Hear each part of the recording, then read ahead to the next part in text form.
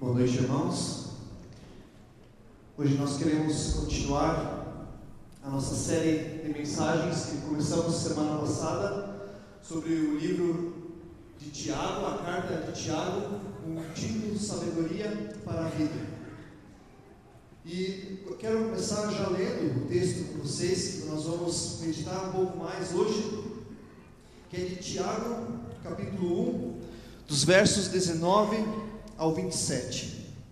Tiago capítulo 1, dos versos 19 ao 27. Quem tem a própria Bíblia aí, se deu o trabalho de folhá-la e marcar os versículos que chamam a atenção, os versículos que são importantes nessa passagem. Meus amados irmãos, tenham isso em mente. Sejam todos prontos para ouvir, tardios para falar e tardios para irar-se. Pois a ira do homem não produz a justiça de Deus. Portanto, livrem-se de toda impureza moral e da maldade que prevalece, e aceitem humildemente a palavra implantada em vocês, a qual é poderosa para salvá-los. Sejam praticantes da palavra e não apenas ouvintes, enganando-se a si mesmos. Aquele que ouve a palavra, mas não a põe em prática, é semelhante a um homem que olha a sua face num espelho e depois de olhar para si mesmo, sai e logo esquece a sua aparência. Mas o homem que observa atentamente a lei perfeita, que traz a liberdade, e persevera na prática dessa lei, não esquecendo o que ouviu, mas praticando-o, será feliz naquilo que o fizer. Se alguém se considera religioso, mas não refreia sua língua, engana-se a si mesmo. Sua religião não tem valor algum. A religião que Deus, o nosso Pai, aceita como pura e imaculada é esta: cuidar dos órfãos e das viúvas em suas dificuldades e não se deixar corromper pelo mundo. Vamos ainda ter um momento de oração juntos? Pai, eu te agradeço pela tua palavra e venha estar nesse momento nos dando o teu Espírito, a concentração necessária para aprendermos aquilo que tu queres de nós. Venha estar tocando com o teu Santo Espírito em nossas vidas, em nossos corações. Amém. Uma das histórias mais incríveis que nós temos relatado na Bíblia se encontra em Lucas 19. E eu considero esse como um dos milagres de Jesus, apesar de não se tratar um milagre de uma cura. Jesus estava vindo de Jericó, passando por um vilarejo, e nesse vilarejo morava um cobrador de impostos, um publicano, alguém que não era muito bem visto naquela sociedade, alguém que, quando fazia o seu trabalho de cobrar os impostos, cobrava mais do que deveria, passava a mão, era corrupto, não era íntegro, não era leal. E Jesus vinha vindo por aquele lugar, e este homem, ele tinha um desejo em seu coração, que era conhecer Jesus. Conhecer quem é esse Jesus que todo mundo agora aqui em Israel fala. Mas ele tinha um problema, ele era o contrário de mim. Ele era um cara baixinho. Talvez se eu ficasse de joelho, teria a altura dele aqui. E ele não conseguia ver Jesus no meio daquela multidão toda. E então ele teve aquela brilhante ideia de subir numa árvore. Subir numa árvore e assim, também ele deve ter se imaginado, assim eu posso ficar escondido ali no meio daquelas folhas, né? E daí ninguém vai perceber que eu estou lá em cima. E assim eu vou conseguir ver Jesus de cima. E esse homem chamado Zaqueu fez isto. Ele subiu naquela árvore e quando a multidão veio acompanhando Jesus, ele estava ansioso em cima daquela árvore. Lá vem aquele homem que todo mundo fala, que dizem que é para ser o Messias, o rei dos judeus. E quando Jesus chega debaixo daquela árvore, ele para e olha para cima. E Zaqueu estava lá em cima, provavelmente querendo se esconder, e pensa: uau, será que ele me viu? Jesus olha para ele e o chama pelo nome: Zaqueu, desça depressa, hoje eu quero ficar na tua casa. E Zaqueu em cima da árvore, vocês conseguem imaginar a situação, deve ter pensado: uau, Jesus quer passar aqui na minha casa. E daí ele olhou em volta: mas tem mais uma galera junto com ele, não vai ser barato essa janta hoje, né? No mínimo 12 estavam com Jesus ali, e tinham que também se hospedar na casa de Zaqueu. Mas a Bíblia nos relata que ele desceu depressa daquela árvore e com alegria recebeu Jesus em sua casa. E aí vem o mais extraordinário dessa história. Jesus provavelmente se assentou com ele para jantar, a Bíblia não nos detalha isso, mas em certo momento da história, Zaqueu se levanta e diz: eu darei metade dos meus bens aos pobres. E se eu passei a perna em alguém, vou retribuir 4 vezes mais. E eu fico me imaginando o que Jesus conseguiu fazer no coração desse homem durante uma janta. Para ele se levantar e dizer: eu vou dar metade dos meus bens para os pobres. E se passei a perna em alguém, que provavelmente ele sabia quem ele tinha passado a perna, eu vou restituir isso.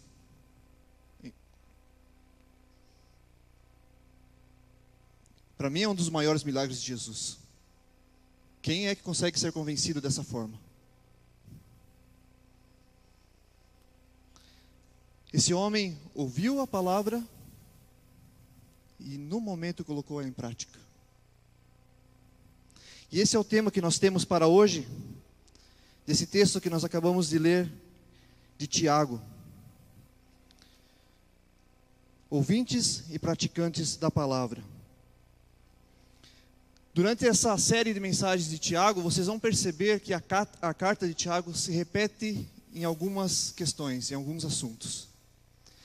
E se vocês notarem que nós pastores estamos falando a mesma coisa que domingo anterior, nós não estamos fazendo isso porque estamos desligados, é porque a carta nos mostra assim. E toda vez que Tiago repete alguma coisa, ele aprofunda um pouco mais o pensamento. E nesse primeiro capítulo, ele serve quase como uma espécie de introdução àquilo que virá mais à frente nessa carta. Tiago, o irmão caçula de Jesus, e aí você pode se imaginar também, isso deve ter sido algo interessante. Ser o irmão caçula de Jesus. Eu nunca tive um irmão mais velho, só tive uma irmã mais nova. Mas, normalmente, os irmãos mais velhos são tidos como um exemplo, né? Os heróis dos irmãos mais novos. Imagina como foi o relacionamento entre Tiago e Jesus. Que influências teve Jesus em cima de Tiago? Isso nós podemos ver muito bem nesse escrito de Tiago aqui, que tem muitos paralelos aos ensinamentos de Jesus, principalmente ao Sermão do Monte. E ele inicia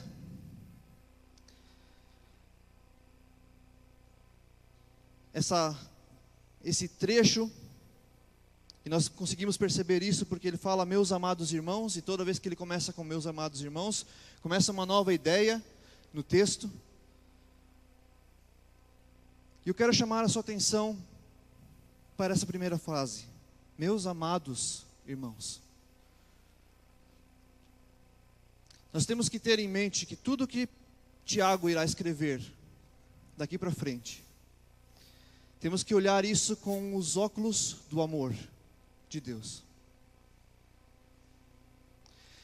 E se você vai ouvir alguma coisa que hoje vai chamar a tua atenção, e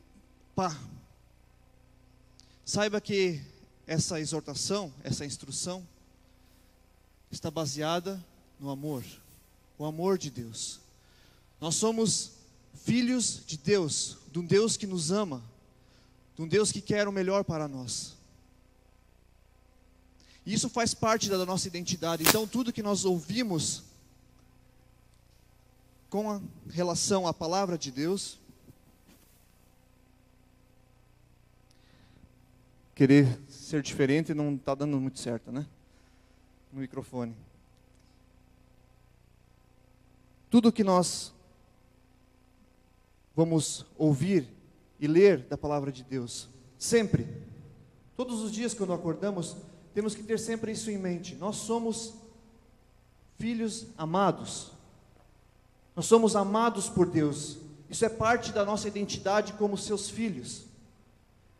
E tudo que Deus quer de nós, que Ele pede de nós, deve estar baseado nesse amor. Começa no amor de Deus. Deus nunca iria querer nos instruir. Ele nunca teria nos deixado uma Bíblia, nunca teria mandado o seu Filho ao mundo, se não fosse o amor que Ele tem por nós. E esse amor, o mais incrível de tudo, não é baseado por suas atitudes. Se você foi bonzinho essa semana ou não. Deus, na Bíblia, em Romanos, nós temos que Deus nos amou quando nós ainda éramos pecadores, inimigos de Deus. Talvez para você que está inseguro no seu relacionamento com Deus, seja essa a primeira lição que você vai aprender hoje. Nós somos amados. E esse amor tem base em Deus e não em nós, naquilo que nós fazemos. Meus amados irmãos, Tiago instrui, exorta e chama a nossa atenção, movido por esse amor. Movido pelo amor que quer cuidar um do outro. Irmãos, filhos do mesmo Pai. Meus amados irmãos, tenham isso em mente. Sejam todos prontos para ouvir, tardios para falar e tardios para irar-se. Tiago continua introduzindo seu tema principal, que vem no versículo 22, primeiramente, dando um primeiro alerta a todos nós. Alguém de vocês já discutiu com um sabe-tudo? Essa pessoa que vocês pensaram agora mesmo. Aquela pessoa que você quer falar alguma coisa e ele, não, e já está falando, e nunca para te ouvir. Toda vez que você traz um argumento talvez contra ele, não, eu já sei melhor que você. E fica quietinho aí, porque eu sou o cara.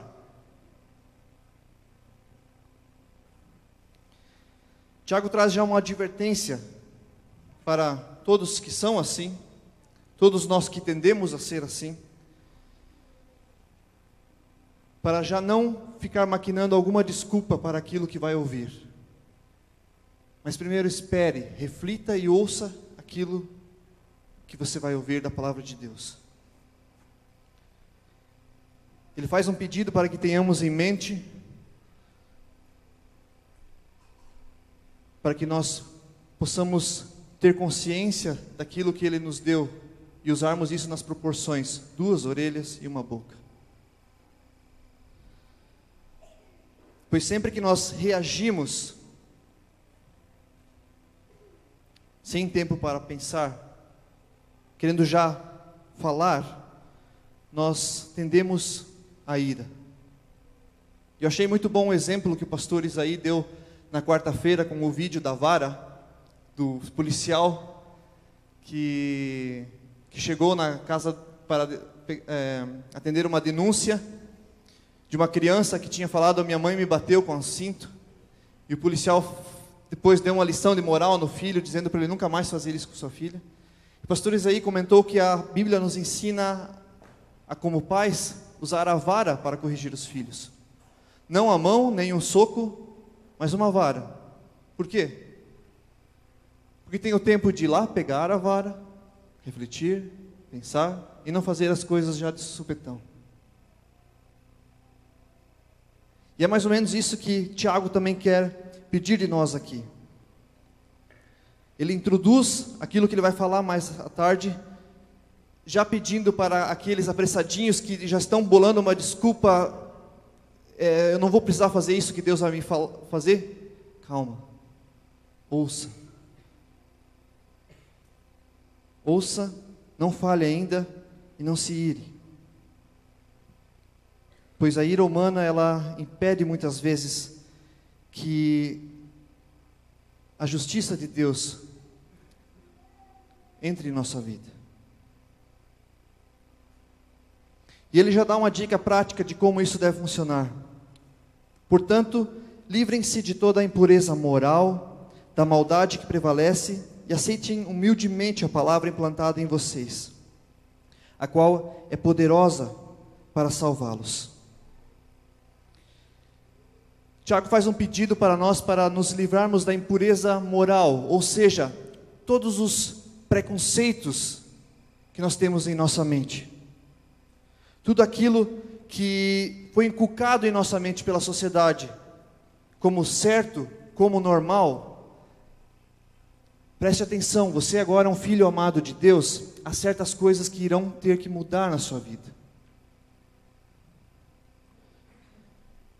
E muita coisa que está correta aos olhos da sociedade, não está correta aos olhos de Deus, não está correto com a palavra de Deus. Portanto, livre-se da impureza moral. O mundo diz que você deve dar atenção ao dinheiro, ao materialismo. A palavra de Deus diz: põe os seus olhos em outras coisas. O mundo diz que você deve dar atenção ao seu status, que é normal mentir, que você deve viver só para você, um conceito individualista. A palavra de Deus traz outros conceitos. O mundo diz que o sexo fora do casamento é normal, todo mundo faz. A palavra de Deus traz outra coisa. Homossexualismo, pornografia,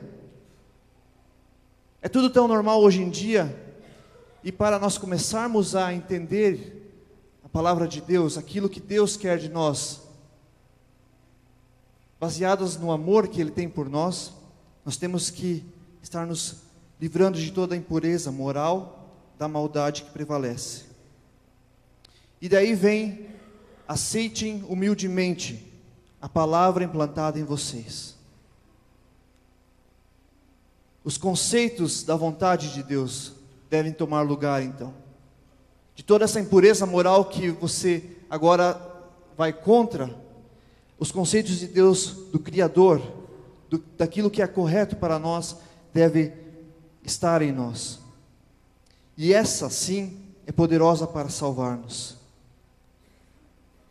Nós devemos buscar a vontade de Deus, pois não simplesmente porque Deus é Deus, mas porque ela também irá nos salvar. As novas atitudes, aquilo tudo que nós vamos aprender, terá o poder de mudar o nosso coração, de mudar a nossa vida. Nós devemos estar atentos a pôr isso em prática. E aí vem a parte central desse texto, que é também uma das ideias centrais de toda a carta de Tiago. Sejam praticantes da palavra e não apenas ouvintes, enganando-se a si mesmos. Quem de vocês gosta de andar de bicicleta? Levanta a mão. Quem sabe andar de bicicleta? Eu tenho um monte que levantou a mão depois, né? Na segunda pergunta. Quem de vocês já tentou andar de bicicleta ou teve que andar de bicicleta somente com um pedal? Eu já tive. Alguns já tiveram, né? É fácil? É confortável? Você tem só um pé lá para dar e passa. E daí você tem que esperar dar aquela volta de novo, né? Para conseguir encaixar o pé e de novo. E daí quando você não tem dinheiro para arrumar aquele pedal, fica um mês durante com aquela bicicleta, você nota que a tua perna direita começa a ficar mais musculosa que a esquerda. Não é?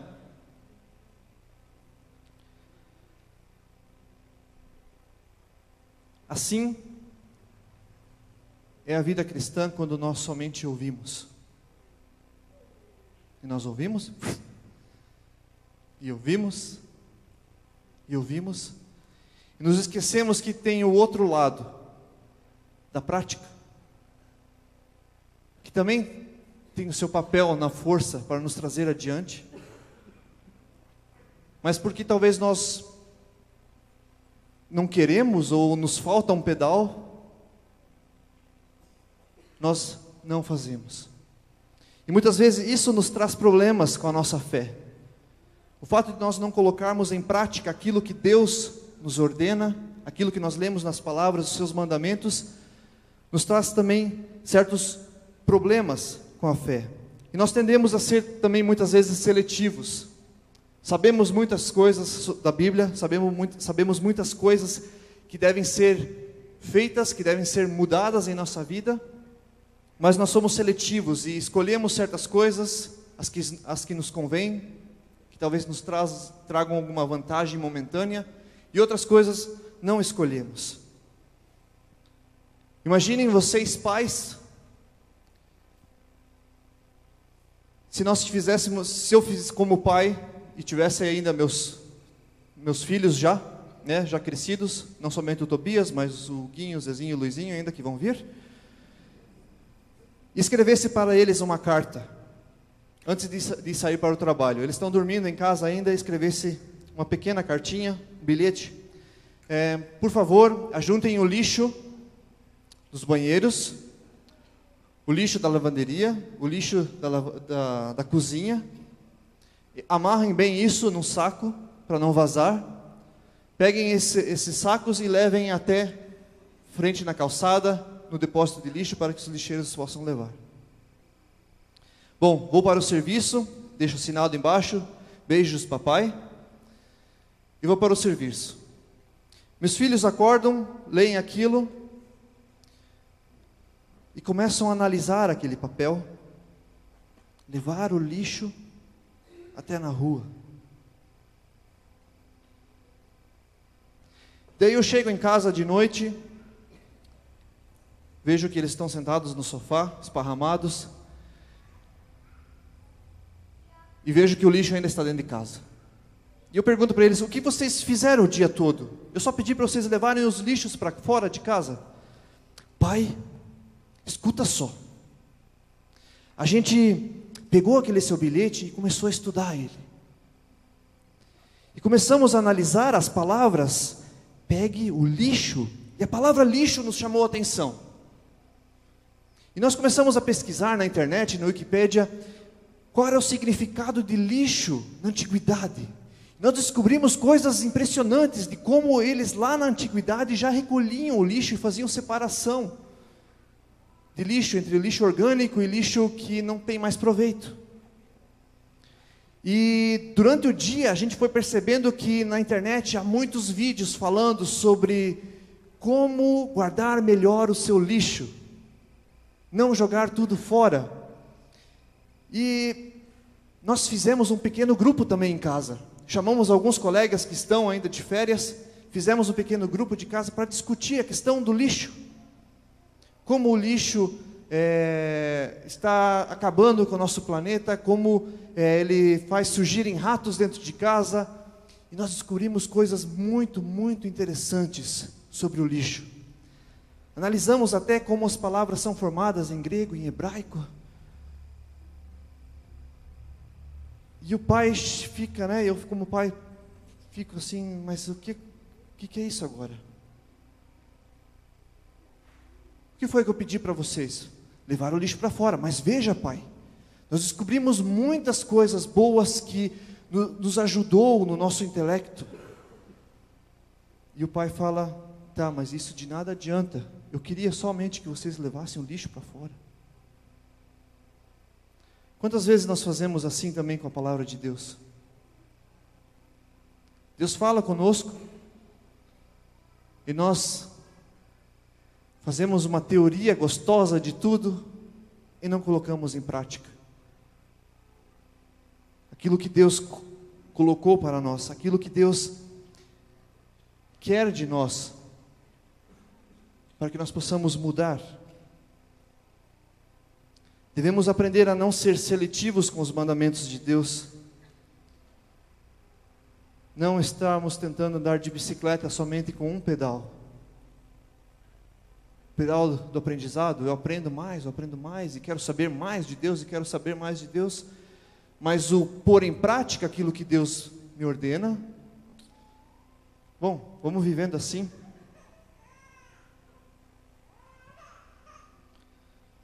Transformamos a vida cristã em uma vida acadêmica muitas vezes, que também é necessária, é um pedal, mas toda a nossa instrução, a instrução que recebemos, que aprendemos, deve ser transformada em ação e fazer parte do nosso estilo de vida.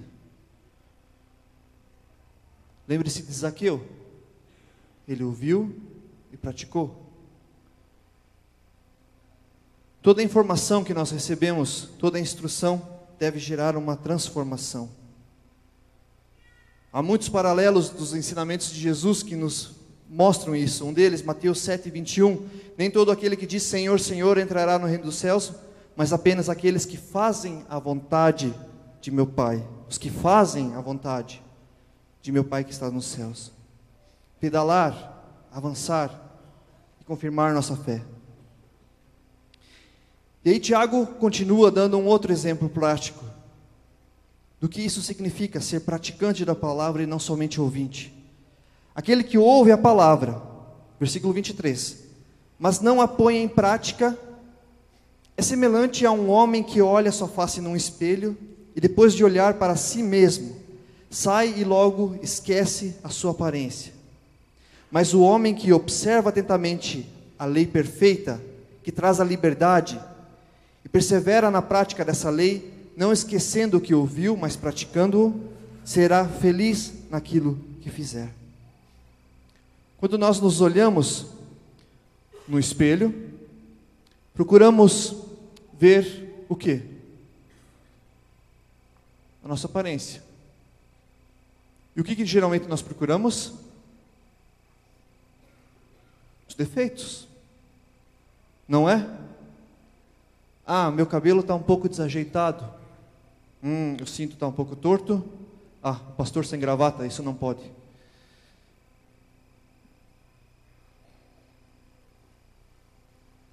Cores, sujeiras, nós procuramos aquilo que está sempre problemático no espelho. E o que nós normalmente fazemos? O cabelo está ruim? Vamos ajeitar o cabelo. A cinta está torta? Vamos colocá-la alinhada com os botões da camisa. Aquele que ouve a palavra, mas não põe em prática, é semelhante a alguém que passa na frente do espelho, olha seu reflexo, o cabelo está ruim. Muito bem.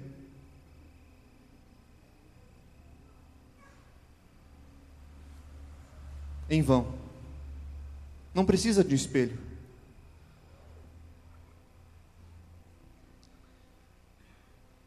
Não toma nenhuma atitude quanto aos problemas da sua aparência. Vai embora e esquece o que viu. E assim funciona também a palavra de Deus. Ela é um espelho para nós e ela nos mostra quem nós somos e como nós estamos. Ela mostra que nós somos pecadores, que nós não temos chance sozinho, mostra que estamos perdidos, e ao mesmo tempo mostra que nós somos amados por Deus, somos seus filhos, e Ele nos chama para participar da comunhão da sua família.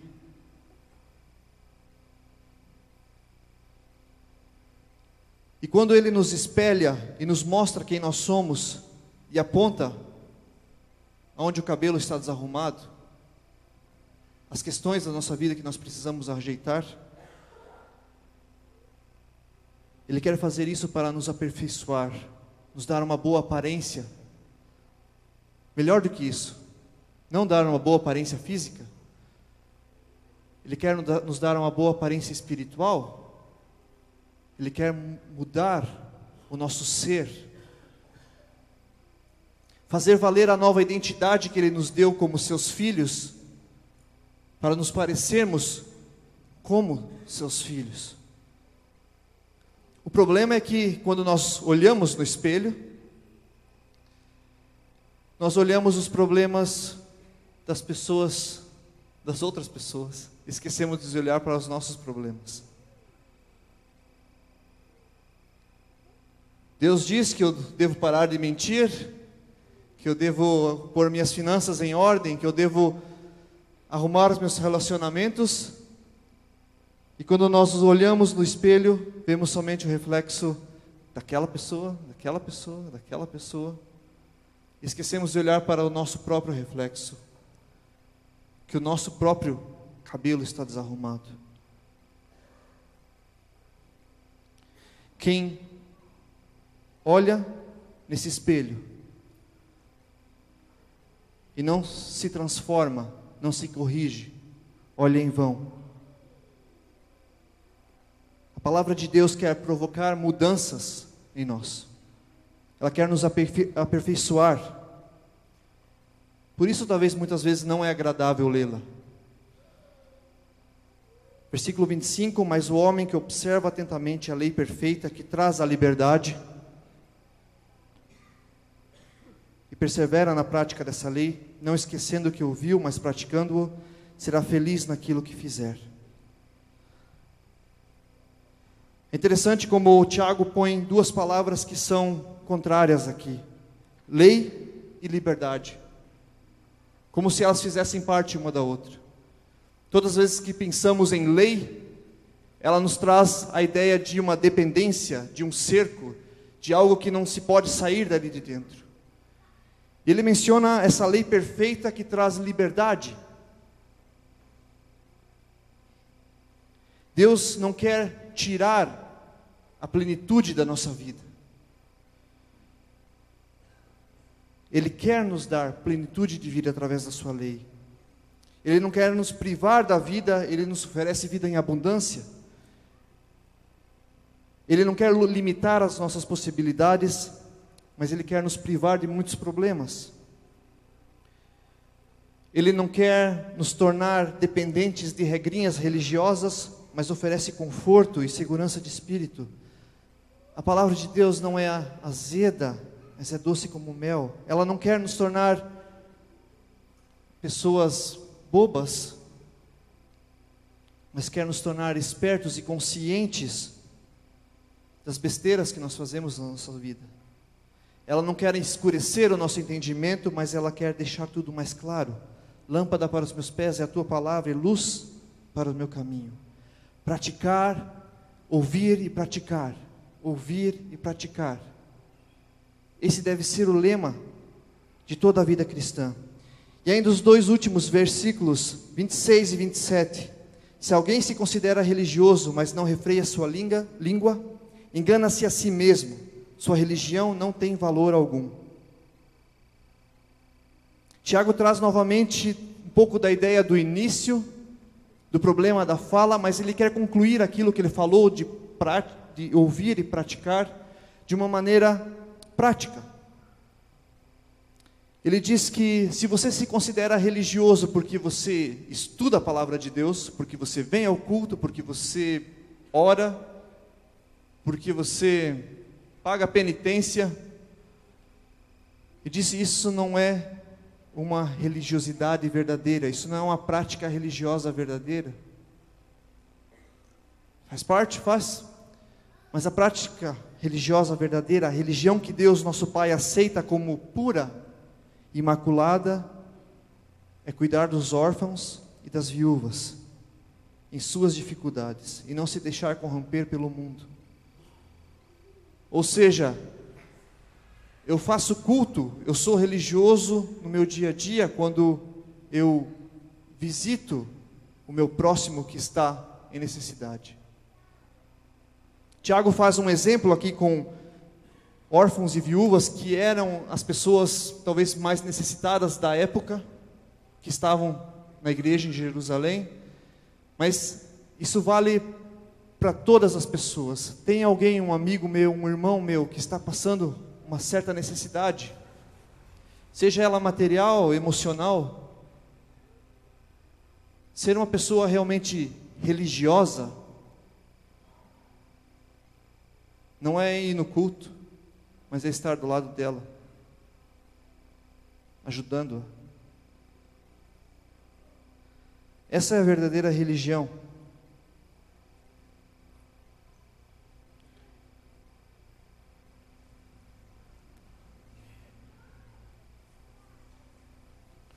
Que nós possamos tomar esse texto com a seriedade de vida. Sermos uma igreja, cristãos que confirmam a sua fé através das suas atitudes. Ouvir e praticar. Ouvir e praticar. Sabendo aceitar humildemente a palavra de Deus. Saber aceitar aquilo que eu talvez não considere um pecado ou algo que eu deva mudar, mas eu vou me calar primeiro. Deixar Deus trabalhar no meu coração e pôr isso em prática. Ouvindo e praticando, conhecendo, obedecendo, olhando, corrigindo. E assim nós vamos adiante, assim nós vamos vencer. Assim nós vamos provar para nós mesmos que a nossa fé é genuína e verdadeira.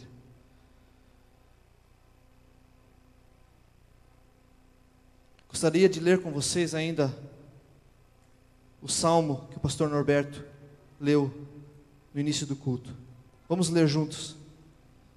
Ensina-me, ó Senhor, o caminho dos teus estatutos e guardá-lo-ei até o fim. Dá-me entendimento e guardarei a tua lei. E observá-la-ei de todo o meu coração. Faze-me andar na vereda dos teus mandamentos, porque nela tenho prazer. Inclina o meu coração aos teus mandamentos, e não à cobiça. Desvia os meus olhos de contemplarem a vaidade, e vivifica-me no teu caminho. Pai, nós viemos a Ti nesse momento, pedindo as Tuas bênçãos e a Tua força, para que nós possamos fazer valer em nossas atitudes aquilo que Tu conquistastes no nosso coração. Possamos pôr em prática aquilo que Tu nos mostras que devemos corrigir. Talvez aquilo que irmãos nos mostram que nós devemos corrigir. Que possamos saber que tudo isso provém do Teu amor, que somos filhos amados e Tu queres a nossa santificação, Tu queres nos ver perfeitos. Nos ajude, Pai, a estarmos vivendo de maneira digna daquilo que fomos chamados, de Teus filhos. Em Teu nome eu oro. Amém.